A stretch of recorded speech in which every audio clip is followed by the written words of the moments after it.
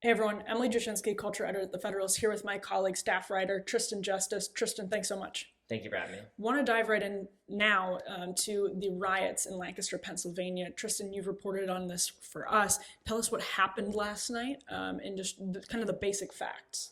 Yeah, so Sunday afternoon in Lancaster, Pennsylvania. This is just a relatively small city in the southeast part of Pennsylvania. Not tiny, but not like a sprawling urban. Exactly, Right. but it's still in that area. It's kind of a bellwether area of Pennsylvania. But we'll talk about why that's important later on. In Lancaster, Pennsylvania, Sunday afternoon, a police officer shot a charging. I'm not sure if he was black. The Associated Press corrected an earlier report identifying him as black. I don't know what race he was, but he was not white. This man charging a police officer with a knife. I mean, you can see in the body cam footage that the police released, he's holding it up here and just charging this police officer. And so the police officer was running back and shot the man and killed him. The police officer was responding to a domestic disturbance call, and of course, he was being charged with the man with the knife. So he shot him, and then, of course, just hours later, we saw Black Lives Matter and Antifa take to the streets and start rioting.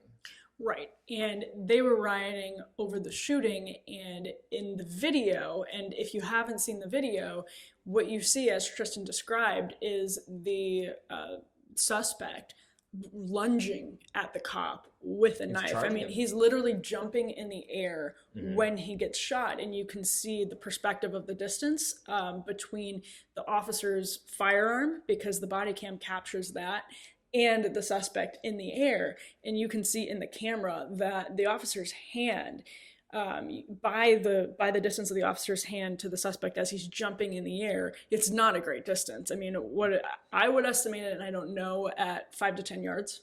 It was not far. Yeah. I mean, they were close. That officer was only seconds away from being cut up to death by some violent guy. He had a history. This suspect had a history, correct? Right, and he had a history of stabbing? I'm not sure about stabbing. Okay. But he had a criminal history. We do know that. And this is a domestic dispute. This is a domestic disturbance. Domestic disturbance, and riots break out, and then the internet starts digesting the body cam footage, which I think is, I mean, listen, I'm not going to say it exonerates or incriminates the officer, because I think we have procedures to determine those things on the local level and even on the national level if the Department of Justice wants to get involved. But the officer was still disciplined. He Right. was suspended from the force. Right. But what we can say is that it's obviously not a clear-cut situation, and yet it was still enough to incite riots in a pretty average town in Pennsylvania. What does that tell us about what's happening right now, and what did these riots look like? I mean, it really blows the curtain back on these riots and how these shootings are really just an excuse for people to start going out into the streets and blowing things up because they hate the police so much and they want to tear down civilization as we know it.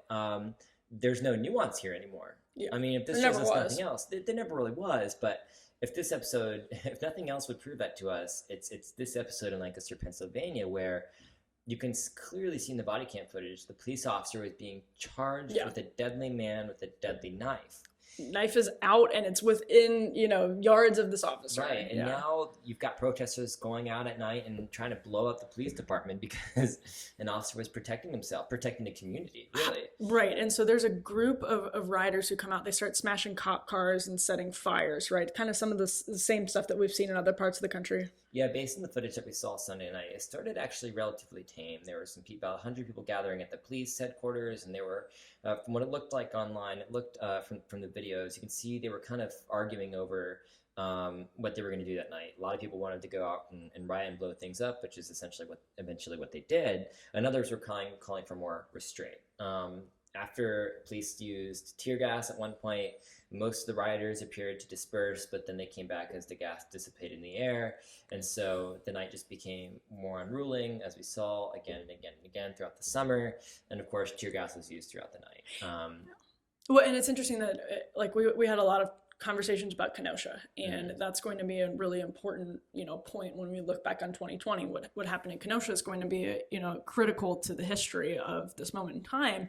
And at the time that Kenosha was breaking out, it was because this was, I don't want to call Kenosha a small town, because it's not, and I'm from the area. It's about 100,000 people, but it's not a major urban center, and it's not totally rural. So the point is, when you look at things like Kenosha and Lancaster and some of these situations where people, the McCloskey couple in St. Louis, whatever it is, this is coming to average people's doorsteps. You're absolutely right. And Lancaster should be yet another alarm for millions of Americans who thought this was never going to come into their own backyards, thinking this was just a far removed movement that was happening in the major cities like New York, Chicago, Portland, LA, Portland, DC, all the major urban city centers. But now we're seeing it happen in Kenosha, in Lancaster. We saw it happen in McCloskey's like front door. I mean, it's coming to your town. Mm-hmm. This anarchic militant movement, they're coming, and so we're seeing that. Right, and you alluded earlier to how Lancaster might be a bellwether for the important swing state of Pennsylvania. Tell us a little bit about that. Yeah, so we saw in Wisconsin a number of pieces come out showing these people who never thought they would vote for Donald Trump, not at least for re-election, are now at least considering it because they saw the reaction from Democrats and Joe Biden, where they just gave lip service to the violence that they saw happening in their own backyards. Biden's staff, let's not forget, Joe Biden's staffers were donating to the Minnesota Defense Fund, Mm-hmm. which is the fund that was bailing out rioters in Minneapolis after the George Floyd riots. Kamala Harris, she herself has donated or encouraged donating to this fund. And so Joe Biden merely coming out and offering lip service to the violence, saying, I don't condemn it, I don't condemn it, I don't get it. That's not enough when your staffers are encouraging it. Mm-hmm. And so we're going to see that happen in Pennsylvania. People, especially in that area, who might not have voted for the president in November, they might start to consider it now after comparing the two candidates. They say, who's going to keep my community safe? It's clearly Donald Trump. So would a condemnation from Biden actually stop the riots? Do you think that would have an impact on it? I'm not sure. I don't know if it would stop it. I don't know what kind of impact, but I think the rhetoric that we see from Joe Biden is going to be more consequential when it comes to what happens in November. Yeah, and I asked that question because I'm curious as to whatever happens in November, whether it will actually stop this unrest, if we'll see less of it, if we'll see the same amount of it, or if we might see more of it, depending on which candidate wins. And I have a hard time believing. I mean, I think this is why, for instance, I don't really love that the RNC has referred to these as Biden riots, because I think this is something that is so divorced from our daily political fray, and rooted in something so much deeper with our culture that's going on, particularly the pandemic and the lockdown and the recession. And so when you combine, the factors of technology, 24-hour media, with a lockdown and an economic recession, I just think this is so much greater than a presidential election. Well, I think you're right, but I also want to note that whatever happens in November, I don't think these riots are going away. Yeah. And if the summer has taught us nothing else, is that there's no pleasing this movement on the left that we're seeing. I mean, case in point came over the weekend when Colin Kaepernick was calling the social justice message from the NFL propaganda. Yeah. There's no winning with this group. So whether it's Joe Biden or Donald Trump in November, they're still going to blow the country up. There's no winning with this group because the people who are in charge of the movement, Kaepernick, or the leaders of BLM, like the actual Black Lives Matter group, who are the people who are kind of able to, control the direction of the movement, even though a lot of this is, organic, random Antifa people, combined with, people that might not be in the upper echelons of power in the Black Lives Matter movement or Antifa, wherever it is. Those people at the top really do have an ability to control and to set the tone and to tell people, don't do this or do this. And those people, be they Colin Kaepernick or the leaders of BLM, what they want is a socialist society. And that's why nothing will be good enough for them. So Mark Cuban, who was arguing with some conservative commenters on Twitter about whether those sort of trained Marxists, as the leaders of BLM have referred to themselves, or the excesses of the BLM movement as it's been described, if those people are actually really a referendum on the movement itself, well, yes, absolutely they are, because it's crucial for leaders in corporate America, for civic leaders, for people in the media to understand the reason that Colin Kaepernick is going to turn his nose up at the NFL actually honoring him after he's hurt the NFL, arguably, and the NFL not really believing in what it was promoting this weekend. The reason that that's happening, the reason that that's not good enough for Colin Kaepernick, the words "end racism" in the end zone aren't good enough for Colin Kaepernick. Why is that? Well, it's because he wants a Marxist society, and until there's a Marxist society, I shouldn't say Marxist. He wants a socialist society. Until he gets a full socialist society, until he dismantles the capitalist system, because it's rooted in capitalism, which is rooted inextricably intertwined with racism. So until you're able to sort of disentangle that, this will be a racist society. And if this is a racist society, why would silly slogans in an end zone please you? They won't. He wants a socialist society. The leaders of BLM want a socialist society. And until they get that, they will still have extremist complaints with the system, and that will create riots. So the only way to really get ourselves out of this cycle that we're in is to relegate those figures back to the fringe. No, you're absolutely right. Until they get the society they want, it's not just a social society. It's not just a racist society. It is an irredeemably racist society. Yeah. You go out and celebrate America, and they're going to call you racist for it until they get exactly what they want. And look, the culture wars are going to rage on no matter who wins in November.